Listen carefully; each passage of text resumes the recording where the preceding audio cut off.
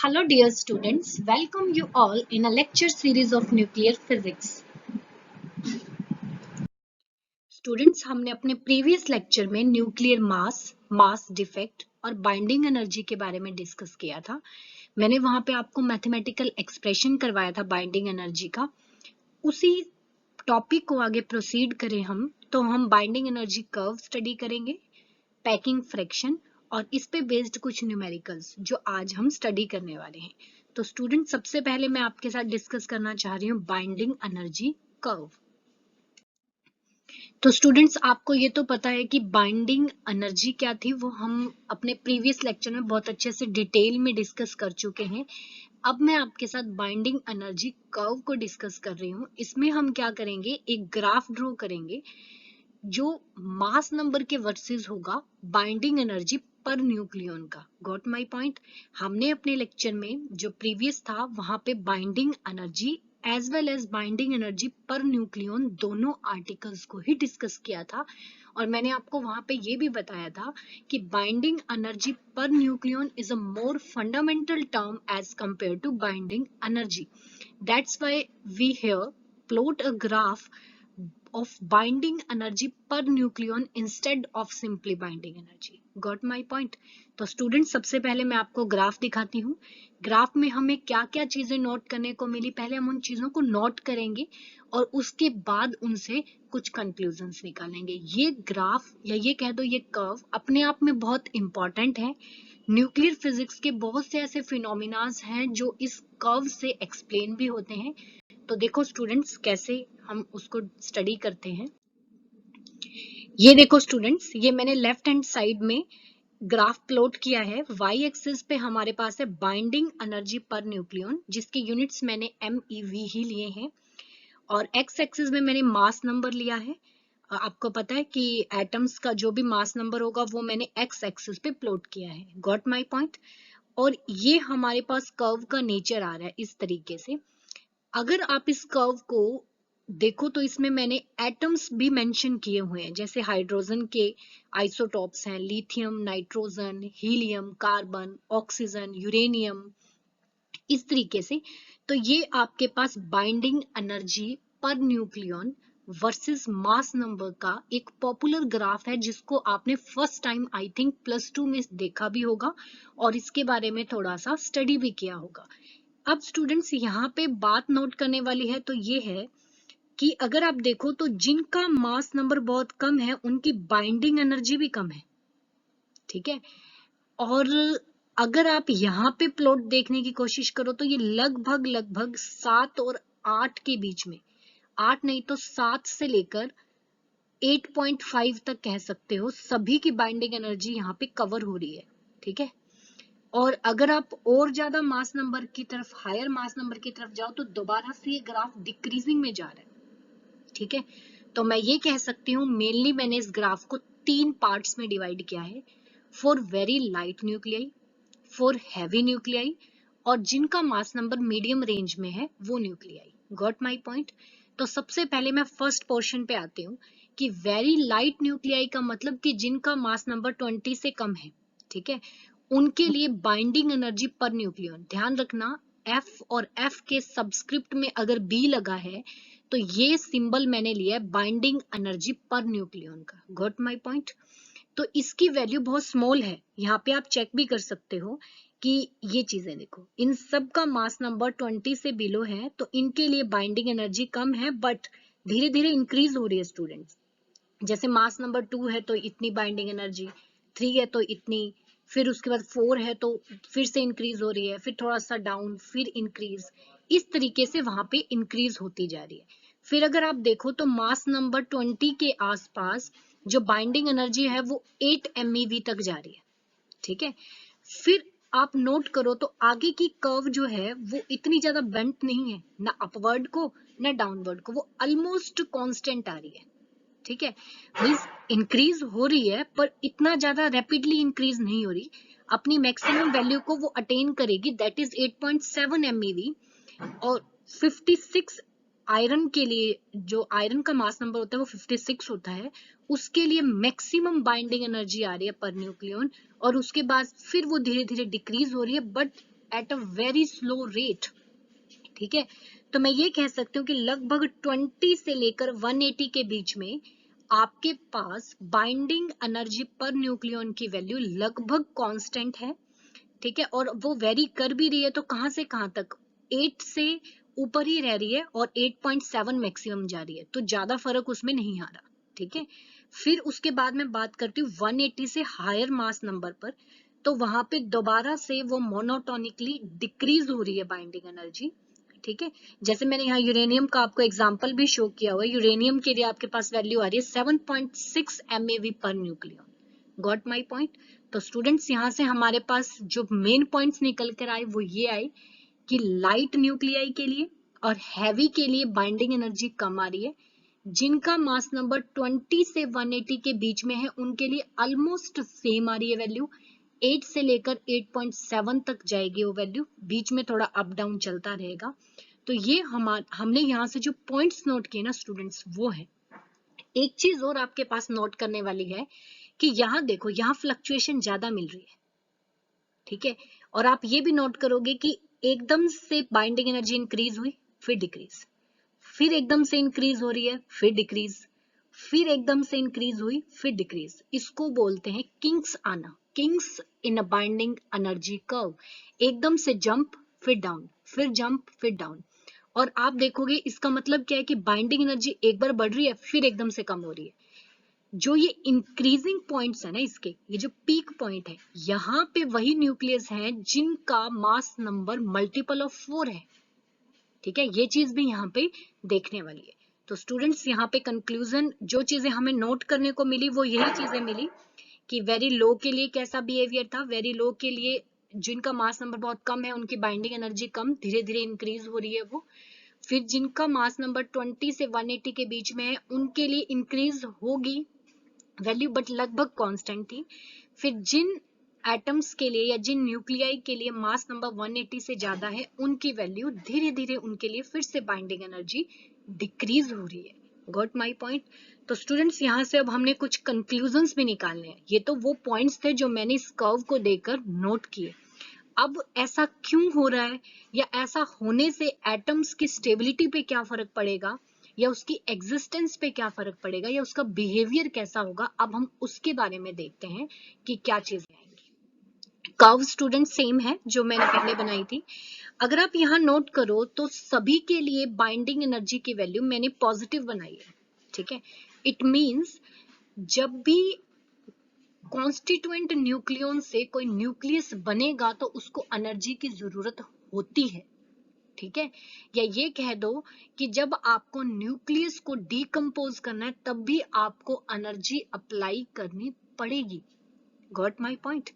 फिर हमने ये देखा कि वेरी लाइट न्यूक्लियाई जो थे उनमें रैपिड फ्लक्चुएशन हो रही है, जैसे मैंने आपको अभी प्रीवियस स्लाइड में भी ये चीज शो की। और पर्टिकुलर पीक्स हमें ऑब्जर्व हो रही हैं, वो भी किसके लिए, इवन न्यूक्लियाई के लिए। ठीक है, वो स्टूडेंट्स इसलिए क्योंकि इनकी एनर्जी एकदम से बाइंडिंग एनर्जी क्यों इंक्रीज हो रही है, क्योंकि इनके लिए number of proton as well as number of neutron दोनों ही इवन थे, तो ये स्पिन की स्टेबिलिटी को ज्यादा एग्जिस्ट कर रहा था। मींस इवन नंबर है तो अगर मान लो आपके पास 2 प्रोटॉन है, 2 ही न्यूट्रॉन है, तो वो उनकी स्पिन की पेयरिंग हो जाती है। ठीक है, तो इस वजह से वो ज्यादा स्टेबिलिटी गेन करते हैं। स्टेबिलिटी ज्यादा गेन करने का मतलब they have a large binding energy as compare to their neighbouring atoms. क्योंकि अगर आप इनके आसपास वालों के पास देखोगे तो वहां पे इतनी अच्छी स्पिन पेयरिंग नहीं होगी, क्योंकि उनके पास number of proton as well as number of neutron दोनों के दोनों ही इवन नहीं होंगे। तो आपके पास ये चीज तो आपको क्लियर होगी। अब मैं बात करती हूँ यहाँ पे। तो स्टूडेंट्स अगर आप इस कर्व को ध्यान से देखो 20 से 180 के बीच में, तो यहाँ पे ऑलमोस्ट वैल्यू सेम है। मिनिमम 7.6 जा रही है और मैक्सिमम 8.8 या 8.7 इस तरीके से जा रही है। तो यहाँ से हमें साफ पता लग रहा है कि binding energy is proportional to A, not A square. ठीक है, बाइंडिंग एनर्जी ए के प्रोपोर्शनल है लेकिन ए स्क्वायर के नहीं है। आपकी कर्व का नेचर साफ बता रहा है। इसका मतलब ये हुआ कि जब न्यूक्लियन दूसरे न्यूक्लियन के साथ इंटरेक्ट करते हैं तो वो लिमिटेड नंबर ऑफ नेबर्स के साथ ही कर सकते हैं, ये नहीं कि वो सभी के साथ करने लग जाएंगे। ठीक है। और ये अपने आप में बहुत इंपॉर्टेंट पॉइंट निकल के आया, क्योंकि जब कोई particle limited number of particle के साथ इंटरेक्ट कर रहा है किसी फोर्स से, तो उस फोर्स का ये नेचर समझ में आता है कि that force is saturation in nature, ठीक है। तो यहाँ से हम ये कंक्लूजन निकाल सकते हैं कि न्यूक्लियर फोर्सेस जो है उनके पास भी सैचुरेशन की प्रॉपर्टी है। फिर उसके बाद ये चीज मैंने आपको बताई है कि बाइंडिंग एनर्जी कम ही आ रही है, लाइट के लिए भी और हैवी के लिए भी। इसका मतलब ये हुआ कि ये दोनों ही न्यूक्लियाई अनस्टेबल है, ठीक है। जो 20 से नीचे हैं वो भी अनस्टेबल, जो 180 से ऊपर हैं वो भी अनस्टेबल, लेकिन जो 20 से 180 के बीच में हैं they are stable nuclei. Got my point. तो इसी वजह से स्टूडेंट्स, जो 180 से ऊपर वाले जो न्यूक्लियस है ना, उनको हम रेडिएक्टिव भी कहते हैं। आपने मोस्ट फेमस यूरेनियम के बारे में पढ़ा हुआ है, ठीक है। ऐसा क्यों? क्योंकि वो अनस्टेबल है, और वो स्टेबल होने के लिए कुछ न कुछ रेडिएशंस को अपने में से एमिट करते रहते हैं, ताकि उनका मास नंबर डिक्रीज हो जाए और वो 180 से बिलो आ जाए, ताकि वो स्टेबल हो जाए, ठीक है। अब वो अपने में से किसी चीज को एमिट कर रहे हैं, उनका मास नंबर डिक्रीज हो रहा है। ऐसे ही लाइट न्यूक्लियाई क्या करते हैं, वो आपस में फ्यूज होके एक बड़ा न्यूक्लियस बनाने की कोशिश करते हैं, ताकि उनका मास नंबर 20 से ग्रेटर हो जाए, ठीक है। तो लाइट न्यूक्लियाई फ्यूज करेंगे ताकि वो 20 की रेंज में आए, हैवी न्यूक्लियाई ब्रेक करेंगे ताकि वो 180 से नीचे की रेंज में आए। तो लाइट न्यूक्लियाई फ्यूज करेंगे, इस प्रोसेस को बोलेंगे हम न्यूक्लियर फ्यूजन, और हैवी न्यूक्लियाई जो हैं वो डिवाइड होते जाएंगे ताकि वो 180 से नीचे की रेंज में आ जाएं। तो इस प्रोसेस को बोला जाता है न्यूक्लियर फिजन, ठीक है। तो ये बाइंडिंग एनर्जी कर्व की सबसे बड़ी एप्लीकेशन और इंपॉर्टेंट एप्लीकेशन है कि it explain why nuclear fission and nuclear fusion process take place in nature. ठीक है कि इनको कुछ कंडीशंस चाहिए होती हैं उसके लिए, वो स्टूडेंट्स आपके 4th यूनिट में ये दोनों डेफिनेशंस आएंगे भी, और रिएक्टर्स भी आएंगे इस पे बेस्ड, तो वहां पे हम इसको डिटेल में करेंगे। अभी बस आप इतना समझ लीजिए कि फिजन में न्यूक्लियस का डिवाइड होना है, फ्यूजन में दो न्यूक्लियस का मिलकर एक बड़ा न्यूक्लियस बनाना है। Got my point. तो आपको कंक्लूजन भी स्टूडेंट्स यहाँ से समझ में आ गए होंगे। अब मैं नेक्स्ट इस पे बात करती हूँ। फिजन और फ्यूजन को ना मैं थोड़ा सा आपको डायग्राम से शो करवाने की कोशिश कर रही हूँ यहाँ पे, क्योंकि ये डेफिनेशन ना नेम से ही आपको पता लगनी चाहिए। ये बहुत बार पेपर में पूछी जाती हैं, कंपलसरी क्वेश्चन में भी बहुत बार आपको ये देखने को भी मिलेगा स्टूडेंट्स कि फिजन और फ्यूजन को डिफाइन करो। तो ये देखो स्टूडेंट्स, मैंने यहाँ पे दो रिएक्शंस शो की हैं। पहले आप फर्स्ट रिएक्शन पे आओ। यहाँ पे मैंने एग्जांपल में लिया ड्यूटेरियम और ट्रिटियम, ठीक है। दोनों का मास नंबर 20 से बिलो है। जब ये दोनों फ्यूज करेंगे तो एक नया न्यूक्लियस बनेगा, दैट इज हीलियम। या ये कह दो कि अगर आप एटम्स की बात करें ड्यूटेरियम और ट्रिटियम, तो नया एक एटम बन रहा है, that is helium.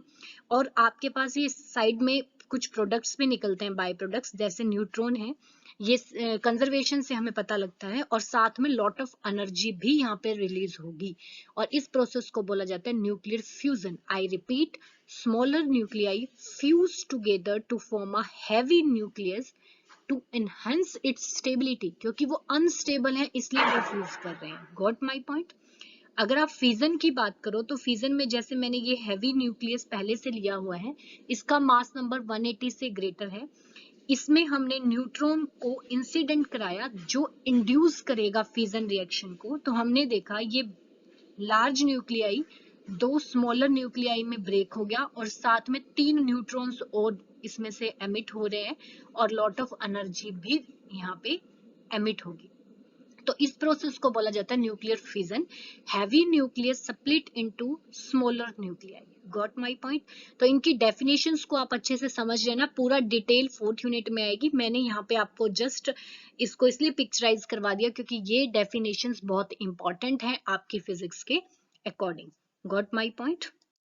Students, next जो मैं आपके साथ डिस्कस कर रही हूँ वो है पैकिंग फ्रैक्शन, ठीक है। अब पैकिंग फ्रैक्शन वर्ड आप अलग अलग फिजिक्स की ब्रांच में पढ़ते हो। सॉलिड स्टेट में भी हम इसको पढ़ते हैं, पैकिंग फ्रैक्शन वर्ड को सॉलिड स्टेट में पढ़ा जाता है इसके बारे में, और नॉर्मली भी आप जब केमिस्ट्री पढ़ते हो तब भी इस टर्म की बहुत बात आती है, पैकिंग फ्रैक्शन। आप अलग अलग शेप्स के लिए भी निकालते हो। अब आपको लग रहा होगा मैं उन फिजिक्स की क्यों बात कर रही हूँ, क्योंकि वहां से इसकी एक ऐसी डेफिनेशन निकल के आती है जो आपके माइंड में इस चीज को विजुअलाइज करवाती है कि आखिर पैकिंग फ्रैक्शन है क्या। पैकिंग फ्रैक्शन एक्चुअल में आपको क्या बताता है कि किसी भी सिस्टम में, जैसे आपने कोई कंटेनर लिया सपोज मान, उस कंटेनर में आपने कुछ मॉलिक्यूल्स क्या कर दिए, फिल कर दिए, ठीक है। अब आपने उनको कुछ वॉल्यूम दिया जिसमें वो इजीली क्या कर सकते हैं, एग्जिस्ट कर सकते हैं, ठीक है। तो पैकिंग फ्रैक्शन आपको ये बताता है कि जितना वॉल्यूम आपने उनको प्रोवाइड किया उस वॉल्यूम का कितना वो एफिशिएंटली ले सकते हैं, मतलब यूज कर पा रहे हैं। आई रिपीट इट कि पैकिंग फ्रैक्शन आपको क्या बताता है कि जितना वॉल्यूम आपने उनको दिया उसमें से वो कितना वॉल्यूम एक्वायर कर पाते हैं, that is known as packing fraction. Suppose मान लो मैंने आपको बोला कि किसी भी सिस्टम का पैकिंग फ्रैक्शन 85% है, इसका मतलब आपने उनको 100 का वॉल्यूम दिया जिसमें से उन्होंने 84 जो है वो फिल कर दिया, और जो 100 माइनस 84 रह गया वो वैकेंट है। Got my point. तो पैकिंग फ्रैक्शन बोलते ही आपको समझ में आना चाहिए द फ्रैक्शन, आप ये कह सकते हो द पोर्शन और a fraction which is filled by a particles in a container that you have provided for distribution, ठीक है। अब यहाँ पे बात आ रही है न्यूक्लियस की। तो यहाँ जो सबसे प्रोमिनेंट डेफिनेशन है ना स्टूडेंट्स, वो ये है कि the ratio of mass defect of an atom and its mass number is known as packing fraction. इसको मैं स्मॉल एफ से डिनोट करूंगी, ध्यान रखना। अगर मैंने एफ के सबस्क्रिप्ट में बी लगाया है that means binding energy per nucleon, लेकिन मैंने नॉर्मली एफ लिखा है इट मीन्स पैकिंग फ्रैक्शन, ठीक है। Means packing fraction mass defect से कहीं ना कहीं जुड़ा हुआ है, ठीक है। और मैथमेटिकली अगर मैं लिखना चाहूँ तो ये चीज आ जाएगी। और यहाँ पे आपको पता है मास डिफेक्ट का आपने ये फॉर्मूला प्रीवियस लेक्चर में ड्राइव भी किया था, मीन्स फाइंड आउट किया था हमने, वहां पे लिखा भी था डेफिनेशन से भी और टेबल से भी जनरलाइज किया था, जहां पे m क्या है आपके पास एक्चुअल मास है उस एटम का, और a उसी एटम का मास नंबर है। Got my point. तो यहाँ से अगर आप इस टर्म को सेपरेट आउट करते हो तो आपके पास ये चीज आ जाएगी, और मास नंबर की ये रिलेशन निकल के आती है in the terms of mass number and packing fraction की टर्म में मैंने एक्चुअल न्यूक्लियस का जो मास है वो लिखा है। और ये भी ध्यान रखना पैकिंग फ्रैक्शन भी सिस्टमेटिक मैनर में ही वेरी करती है मास नंबर के, जैसे आपने बाइंडिंग एनर्जी को देखा। ऐसा क्यों है? क्योंकि देखो स्टूडेंट्स, अब कोई भी चीज किसी में अगर किसी कंटेनर में एग्जिस्ट कर रही है तो वहां पे दो चीजें होती हैं। एक कि जिन मॉलिक्यूल्स को आप डाल रहे हो, नॉर्मली मैं बात कर रही हूँ, मॉलिक्यूल्स की बात मैं इसलिए कर रही हूँ कि नॉर्मल ले लो एक बार, कि आपने कोई कंटेनर लिया, आपने उसमें किन्हीं पार्टिकल्स को डाला, तो वो कितने किस तरह से डिस्ट्रीब्यूट होंगे ये डिपेंड करेगा कि उनकी आपस में बॉन्डिंग कैसी है, ठीक है। तो इट मीन्स पैकिंग फ्रैक्शन कहीं ना कहीं आपस की इंटरेक्शन पे डिपेंड कर रहा है।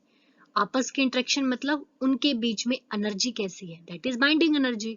और आपने देखा था बाइंडिंग एनर्जी किस पे डिपेंड करती है, मास डिफेक्ट पे, ठीक है। तो इसका मतलब हुआ packing fraction, binding energy and mass defect, ये तीनों टॉपिक्स एक दूसरे पे डिपेंड करते हैं और इंटर रिलेटेड है। ऐसा नहीं है कि packing fraction is independent term from the binding energy, नहीं।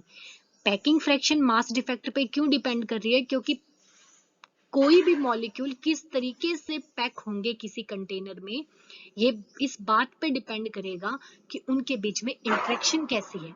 और इंटरेक्शन से ही ये पता लगता है कि उनका मास, जब हमने उनको न्यूक्लियस के अंदर न्यूक्लियन को पैक किया तो उनका कितना मास डिसअपीयर हुआ। Got my point. तो स्टूडेंट्स एक मैं आपको डायग्राम बनाकर दिखाती हूँ नॉर्मल सा, उसमें आपको पैकिंग फ्रैक्शन का थोड़ा आइडिया लगेगा कि एक्चुअल में पैकिंग फ्रैक्शन है क्या। वो कोई डायग्राम, कोई डाटा वाइज डायग्राम नहीं है, वो जस्ट आपको विजुअलाइज करवाने के लिए है। वो देखो आप, ये देखो स्टूडेंट्स, मैंने यहाँ पे इस तरह की शेप बना रखी है, मैंने न्यूक्लियस की टाइप से ही आपको शो करने की कोशिश की है। यहाँ अगर आप देखो तो न्यूक्लियंस बहुत सेपरेट आउट है, मीन्स एक दूसरे से बहुत दूर दूर है, और यहाँ देखो तो वो बहुत क्लोजली है, ठीक है। अब क्लोज होने का मतलब क्या है कि उनमें बॉन्डिंग बहुत अच्छी है, लेकिन इस तरह से होने का मतलब बॉन्डिंग तो है पर उतनी स्ट्रांग नहीं है जितनी स्ट्रांग यहाँ है। ठीक है, इस चीज को ध्यान रखना। मैंने क्या कहा, इसमें बॉन्डिंग स्ट्रांग है, और नीचे मैंने क्या लिखा है कि पैकिंग फ्रिक्शन लो। मींस जहां पे बहुत टाइटली कोई चीज बाउंड होगी तो वो बहुत कम वॉल्यूम एक्वायर करेगी। ठीक है, तो वहां पे आपने जितना वॉल्यूम दिया होगा उसका मिनिमम से मिनिमम वो फिल करेगी और सबको खाली छोड़ देगी, तो उसका पैकिंग फ्रैक्शन लो आएगा। तो इसलिए मैं यहाँ पे एक बहुत इंपॉर्टेंट टर्म बोलने वाली हूँ, ये बहुत इंपॉर्टेंट लाइन बोल रही हूँ जो आपके बहुत काम आएगी कि packing fraction and binding energy are complementary to each other. Means जिनके लिए पैकिंग फ्रैक्शन की वैल्यू हाई होगी उनके लिए बाइंडिंग एनर्जी की वैल्यू कम आएगी, और जिनके लिए पैकिंग फ्रैक्शन की वैल्यू लो होगी उनके लिए बाइंडिंग एनर्जी की वैल्यू हाई होगी। Got my point? I repeat, जिनके लिए पैकिंग फ्रैक्शन हाई उनके लिए बाइंडिंग एनर्जी लो, और जिनके लिए पैकिंग फ्रैक्शन लो उनके लिए बाइंडिंग एनर्जी हाई। तो यहां से आपको ये चीज थोड़ा सा क्लियर हुई होगी कि पैकिंग फ्रैक्शन मीन्स कि हाउ एफिशिएंटली द कंटेंट्स, ठीक है ना, how efficiently these contents acquire the volume given by you. Got my point? तो अब हम बात करते हैं कि पैकिंग फ्रैक्शन कर्व किस तरह बिहेव करती है। ये तो मैंने बात की कि पैकिंग फ्रैक्शन और बाइंडिंग एनर्जी जो है वो कॉम्प्लीमेंट्री क्यों है, एक दूसरे से इंटर रिलेटेड है, क्योंकि बाइंडिंग एनर्जी भी मास डिफेक्ट पे डिपेंड करती है और पैकिंग फ्रैक्शन भी डिपेंड करता है मास डिफेक्ट पे, बट किस तरीके से डिपेंड करता है वो आपने यहाँ पे देखा। अब कर्व देखो स्टूडेंट्स पैकिंग फ्रैक्शन की, ये देखो स्टूडेंट्स, सेम मैंने वैसे ही बनाया है। बाइंडिंग एनर्जी कर्व और इसमें क्या डिफरेंस है, दोनों में सेम चीज ये है कि एक्स एक्सिस पे मास नंबर ही लेना है आपने, और वाई एक्सिस पे बाइंडिंग एनर्जी कर्व के ड्यूरिंग आपने बाइंडिंग एनर्जी पर न्यूक्लियन लिया है, और पैकिंग फ्रैक्शन के अकॉर्डिंग पैकिंग फ्रैक्शन के टाइम पे आप पैकिंग फ्रैक्शन लोगे। Got my point? यहाँ पे एक चीज ध्यान से देखो स्टूडेंट्स कि मैंने कुछ नेगेटिव पैरामीटर्स भी बनाए हैं।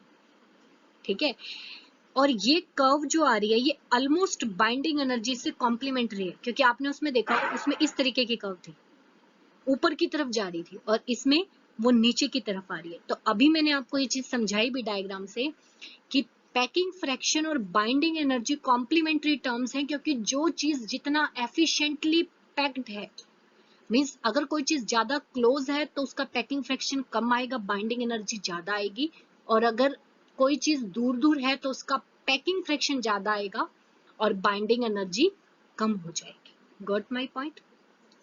तो अब यहाँ से स्टूडेंट्स हमें क्या देखने को मिला कि जब मास नंबर बहुत कम है, मीन्स 20 से बिलो अगर आप देखो तो बाइंडिंग पैकिंग फ्रैक्शन बहुत ज्यादा आ रहा है, और कर्व बाइंडिंग एनर्जी में क्या देखा था, कम थी। कोई बात नहीं, कंपैरिजन हम बाद में करेंगे, पहले आप पैकिंग फ्रैक्शन ही समझो। 20 से बिलो अगर आप देखो तो पैकिंग फ्रैक्शन की वैल्यू पॉजिटिव भी है और हाई भी है। जैसे जैसे मास नंबर इंक्रीज हो रहा है पैकिंग फ्रैक्शन की वैल्यू डिक्रीज होती जा रही है, देखो।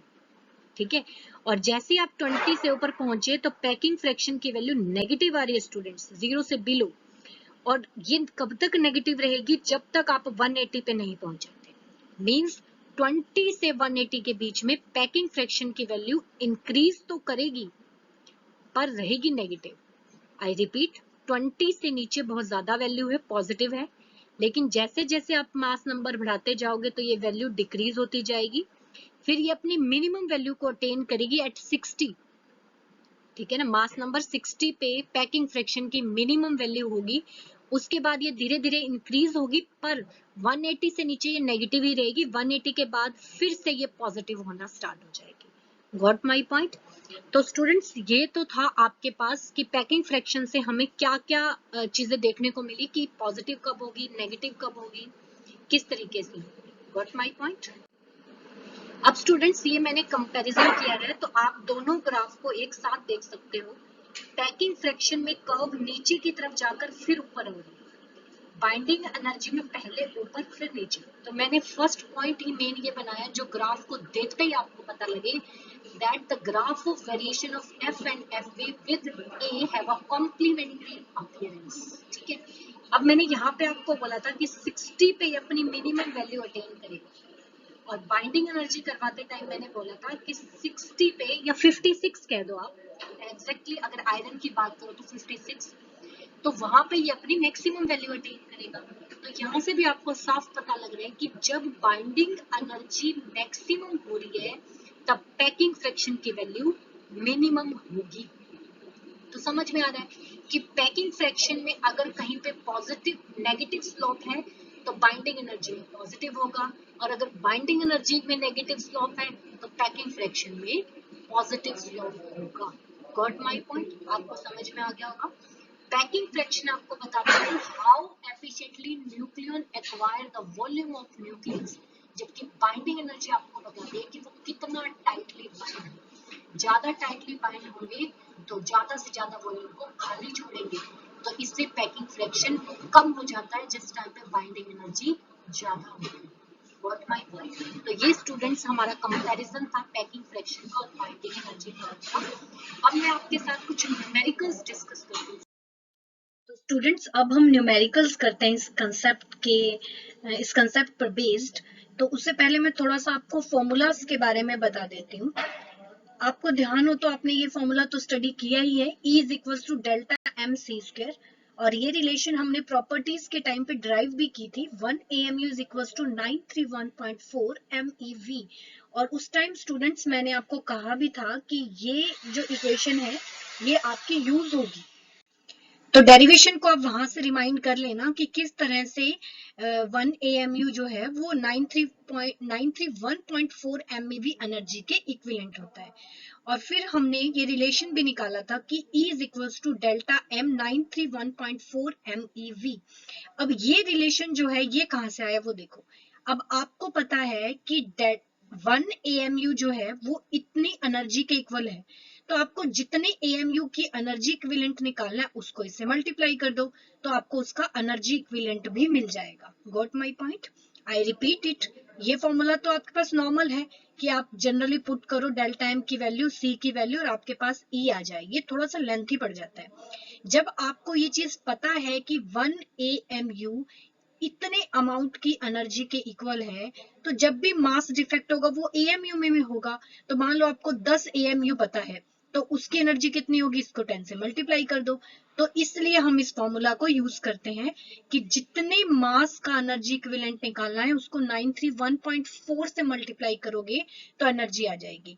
अब स्टूडेंट्स मैं एक क्वेश्चन आपको करके दिखाती हूँ दोनों तरीकों से। इस फॉर्मूला से भी हम आंसर निकालते हैं और इससे भी निकालते हैं। Got my point? आप क्वेश्चन को ध्यान से पढ़िए। Calculate the binding energy for an alpha particle whose mass defect is calculated as 0.0292 AMU। Means यहाँ पे पहली बात जो आपके लिए न्यूमेरिकल में बेनिफिट है वो ये है कि मास डिफेक्ट ऑलरेडी गिवन है। हो सकता है कई न्यूमेरिकल्स में आपको वो खुद फाइंड आउट करना पड़े, वो मैं आपको नेक्स्ट सॉल्यूशन में बताऊंगी, क्योंकि यहाँ पे मेरा फोकस आपको ये बताना है कि which one formula is efficient for you, either this और दिस। ठीक है, यहाँ पे मैं आपको यही बताना चाहती हूँ कि आप इसको प्रेफर करना as compare to this formula, क्योंकि इससे आपके क्वेश्चन की लेंथ शॉर्ट हो जाती है। वो देखो कैसे। पहले हम इसी फॉर्मूला पे जाते हैं। E is equal to delta M C square आपको पता है। डेल्टा एम की वैल्यू आपको प्रोवाइडेड है 0.0292, but it is in AMU। अगर आप इसको केजी में चेंज करना चाहते हो तो हमने ये रिलेशन लिख लिया, क्योंकि आपको पता है 1 AMU is equal to 1.66 into 10 की पावर -27, और ये भी कैसे है, ये हमने प्रॉपर्टीज के टाइम पे ड्राइव किया है। तो यहाँ से हमारे पास ये मास आ गया। इसको जब आप सॉल्व करोगे तो इस तरीके से आ जाएगी वैल्यू, और इस वैल्यू को अब मैंने पिक करके यहाँ पुट कर दिया। और C की वैल्यू तो आपको पता ही है 3 इंटू 10 की पावर 8। जब आप इसको सॉल्व करोगे स्टूडेंट्स तो आपके पास इस तरीके से एनर्जी आ जाएगी, पर ये पर न्यूक्लियस है। ठीक है, पर मोल ज्यादा बेटर रहता है। तो आपको पता है कि एक मोल में इतने सिस्टम होंगे हमारे पास, तो अगर आप इससे मल्टीप्लाई कर दोगे तो आपके पास ये एनर्जी सॉल्व करने के बाद ये चीज आ जाएगी 2.6378 इंटू 10 की पावर 9 kg पर मोल। Got my point? अब स्टूडेंट्स यहाँ आपने नोट किया होगा तो कैलकुलेशन करते टाइम आप देखो, एक कैलकुलेशन आपको यहाँ पे ग्रेटर मिली, फिर आपने यहाँ पे भी कैलकुलेशन की, फिर यहाँ पे भी की। मीन्स यहाँ पे मल्टीप्लिकेशन करना आपके लिए ज्यादा पड़ गया। अब देखो एनर्जी तो निकालनी है, इस फॉर्मूला को लगाओगे तो आपको और कोई भी कैलकुलेशन करने की जरूरत नहीं पड़ेगी, डायरेक्ट इसको पुट करो और ये चीज आ गई। अब आप कहोगे यूनिट्स, तो यूनिट्स में कोई दिक्कत नहीं है, ये MeV में है, आपको पता है 1 जूल में कितने इलेक्ट्रॉन वोल्ट होते हैं, तो आप वहां से उसको चेंज भी कर सकते हो, लेकिन चेंज तभी करो जब आपको न्यूमेरिकल में कंडीशन दी हो कि बाइंडिंग एनर्जी आपने जूल में निकालनी है या आपने MeV में निकालनी है। जब आपको बोला ही नहीं कि किस में निकालनी है, तो आप चाहे केजी के यूनिट्स में निकालो चाहे MeV में, वो आपकी मर्जी है। Got my point. तो सबसे पहला काम होना चाहिए कि आपको फॉर्मूला कौन सा यूज करना है। तो जहां तक मैंने आपके सिलेबस को देखा है और आपके लास्ट ईयर के क्वेश्चन पेपर्स को भी देखा है, तो ये फॉर्मूला आपके लिए ज्यादा एफिशिएंट है। बाकी आप प्रैक्टिस दोनों से करनी है, आपने आना, आपको ये भी अप्लाई करना आना चाहिए और ये भी, और ये हम किस तरीके से लगा रहे हैं, क्यों लगा रहे हैं, ये भी आपको पता होना चाहिए। Got my point.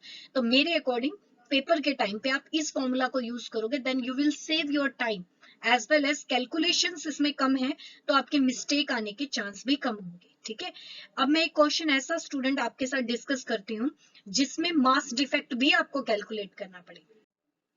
ये देखो स्टूडेंट्स, सेकंड प्रॉब्लम जो है उसको हम डिस्कस करते हैं, that is if mass of proton is 1.008 AMU, mass of neutron is 1.009 AMU, then find the binding energy per nucleon for BE।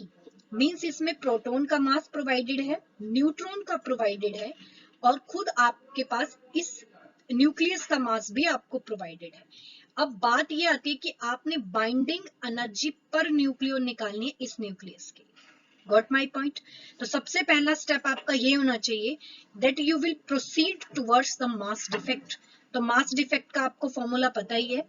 अब यहाँ पे पहले चेक करो कि मास नंबर कितना है, एटॉमिक नंबर कितना है। ये मास नंबर है आपका 9, एटॉमिक नंबर है आपके पास 4, तो आपके पास नंबर ऑफ प्रोटॉन्स कितने होंगे 4, और नंबर ऑफ न्यूट्रॉन्स कितने होंगे A minus Z, that is 5।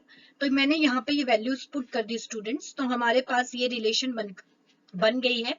मैंने यहाँ MP, MN और M कैपिटल N की वैल्यू भी पुट कर दी। इसको जब आप कैलकुलेट करोगे तो आपके पास डेल्टा M की वैल्यू कितनी आई, 0.065 AMU। अब स्टूडेंट्स ये कैलकुलेशन तो आपको करनी ही पड़ेगी।